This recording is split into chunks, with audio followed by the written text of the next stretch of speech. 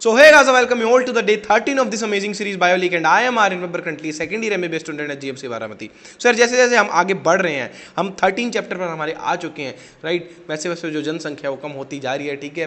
बहुत से बच्चे हैं अभी भी जो प्रॉपर इस चीज़ को फॉलो कर रहे हैं. मैं रेगुलर उनको देखता हूँ, रेगुलर लगभग कमेंट डालते हैं, जिसमें से एक व्यक्ति कोई तो है नीटियन स्काई करके, जिनकी आईडी है यूट्यूब पे. अगर आपको सही लगे, आप कंफर्टेबल हैं, तो आप प्लीज़ अपना सही नाम भी ड्रॉप कर देना आज की वीडियो के अंदर, ताकि मुझे भी पता चले कि कौन है. क्योंकि उस व्यक्ति को मैंने अभी नोटिस किया है, उनका हर वीडियो के नीचे कमेंट है और वो डे 12 कंप्लीटेड, डे 11 कंप्लीटेड, इस तरीके से मैसेज करते हैं, राइट. तो यही चीज़ मैं आप सभी लोगों को बोलूँगा कि जितने लोग भी अच्छे से फॉलो कर रहे हो, प्लीज़ आकर के वहाँ एज अटेंडेंस के रूप में कमेंट कर दिया करें, ताकि मेरे को थोड़ा आइडिया रहे कि कितने बच्चे रेगुलरिटी में लॉयल रह करके फॉलो कर रहे हैं, राइट. क्योंकि देखिए, मैंने पहले भी एक वीडियो के अंदर आपको समझाया था कि स्टार्ट बहुत से लोग करते हैं, लेकिन फिनिश करना हर किसी को नहीं आता. जोश जोश के अंदर हर कोई स्टार्ट कर लेता है, हर कोई बोलता है कि ठीक है ये तो ईजी चीज़ थी. अभी देखिए कितनी सिंपल चीज़ निकाली है. आपको पूरी एनसीईआरटी भी नहीं पढ़नी, आपको सिर्फ एक गिना चुना टॉपिक पढ़ना था, राइट. इसके अंदर भी मैं आपको 5 ईयर्स के PYQs इसी के अंदर हाईलाइट करके दे रहा हूँ. मैं खुद के मोस्ट एक्सपेक्टेड क्वेश्चंस दे रहा हूँ और इतना आपसे प्रॉमिस कर रहा हूँ कि यही क्वेश्चंस पेपर के अंदर आएंगे. फिर भी देखिए ना बच्चों का कैसे जोश धीरे धीरे कम होता चला गया, राइट. तो यहाँ से ये चीज़ भी समझ आती है कि कंपटीशन एक्चुअल में नहीं है जो इतना दिखता है. हमें दिखता है कि 15 लाख 20 लाख 25 लाख फॉर्म भरे गए हैं, राइट. लेकिन उसमें से एक्चुअल जो सीरियस कैंडिडेट होते हैं उनका नंबर बहुत कम होता है. तो उस चीज़ को आप अपने आप पे मत रखिए, अपनी तैयारी पे फोकस कीजिए और कोई भी चीज़ में अगर लग रही हो तो एंड तक करते रहना उसको अच्छे से, आपको आपका रिजल्ट जरूर मिलेगा, राइट. तो स्टार्ट करते हैं आज का चैप्टर. आज का हमारा जो चैप्टर है वो है plant growth and development, right. तो इसके ऊपर देखिए, अगर प्रीवियस क्वेश्चंस इसके अंदर हाईलाइट कर दिए, एक्सपेक्टेड क्वेश्चन इस साल के 2 से 3 रहेंगे, राइट. तो फर्स्ट पेज पे अगर देखें तो यहाँ पर एक इंपॉर्टेंट स्टेटमेंट है कि development is the sum of 2 process, growth and differentiation. उसके बाद अगर हम आगे चलें तो उसके बाद देखिए सबसे पहले यहाँ तक ग्रोथ, ठीक है. तो ये ग्रोथ की एज अ डेफिनेशन है, इसको अच्छे से रीड कर लेना कि growth can be defined as an irreversible permanent increase in size of an organ और इट्स पार्ट और even an individual cell. Generally growth is accompanied by metabolical process both anabolic and catabolic that occur at the expense of energy, right. इसके अंदर ये ध्यान रखना कि इसके अंदर एनाबॉलिक और कैटाबॉलिक दोनों होता है. उसके बाद अगर आगे चलें तो ये कुछ इंपॉर्टेंट पॉइंट्स है कि अनलिमिटेड ग्रोथ होती है, right. Just a second. Unlimited growth होती है क्यों? Due to presence of meristem, ठीक है, चीज़ पूछी जा सकती है. उसके बाद this form of growth where new cells are always added to the plant body by the activity of meristem is known as open form of growth. Important है कि ओपन फॉर्म ऑफ ग्रोथ क्या होता है, directly पूछ सकते हैं.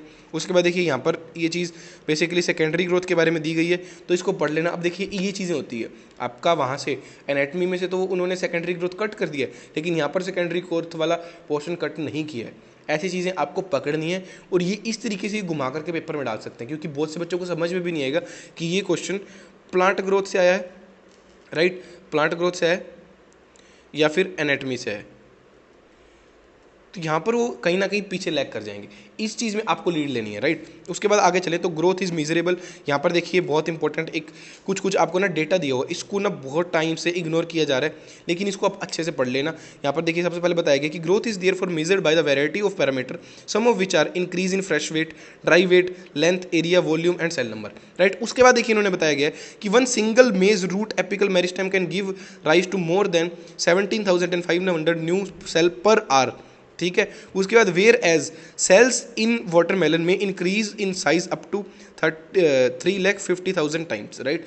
इस चीज़ को अच्छे से ध्यान रखना, अच्छे से इसको रीड कर लेना. और ये लास्ट लाइन भी कि pollen tube is measured in term of length and increase in surface area denotes the growth of dorsiventral leaf, ठीक है. और अगेन अगर मैं गलती से कोई डायग्राम अगर मिस नहीं कर रहा हूँ, सॉरी, अगर मैं कोई डायग्राम अगर हाईलाइट करना मिस कर गया हूँ या फिर बताना भूल गया हूँ, तो आप उसको अच्छे से तो भी पढ़ लेना, राइट, क्योंकि सारे डायग्राम्स इंपॉर्टेंट होते हैं.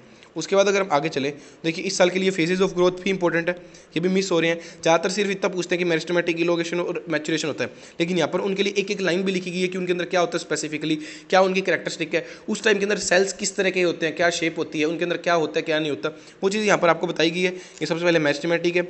उसके बाद हमारे पास ये आ जाता है इलोंगेशन फेज, जिसके अंदर देखिए आपको बताया गया कि increased vacuolation cell and large new cell wall deposition are characteristics of this cells, right. उसके बाद देखिए क्या है कि more proximal to this phase is elongation. ये कौन सा होता है? मैच्योरेशन. अब इसके अंदर क्या होता है? मैक्सिमल साइज होता है in terms of wall thickness and protoplasmic modifications होती हैं. तो ये चीज़ आपको अच्छे से देख लेनी है. उसके बाद यहाँ ये डेफिनेशन दी हुई है कि increased growth per unit time is referred as growth rate. अच्छे से देख लेना. Arithmetic growth, geometric growth, diagram अच्छे से देख लेना. अभी होता क्या क्या है वो यहाँ पर दिया हुआ है, इनको अच्छे से एक बार रीड कर लेना. ये रहा, राइट. उसके बाद देखिए ये एक इंपॉर्टेंट स्टेटमेंट है इस साल के लिए, इसको मैं परमानेंट मार्क करके भी छोड़ देता हूँ. इसको अच्छे से रीड कर लेना, राइट। यहाँ पर हमारे को क्या बोला हुआ है कि the simplest expression of arithmetic growth is exemplified by a root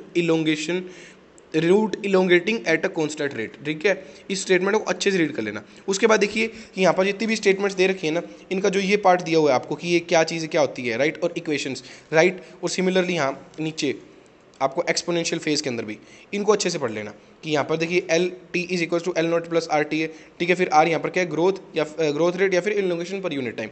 उसके बाद ये इंपॉर्टेंट चीज़ है, ये पढ़ लेना।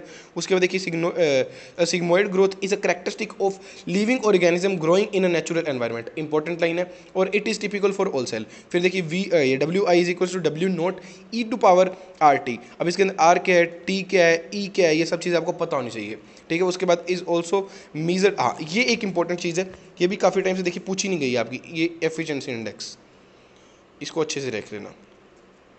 इस साल के लिए बहुत इंपॉर्टेंट रखूंगा मैं इस चीज़ को कि it is also the measure of ability of plant to produce new plant material referred to as efficiency index, right. उसके बाद आगे चलते हैं। यहाँ ये आपको एब्सोल्यूट ग्रोथ दे रखा है, रिलेटिव ग्रोथ दे रखा है, एक बार रीड कर लेना।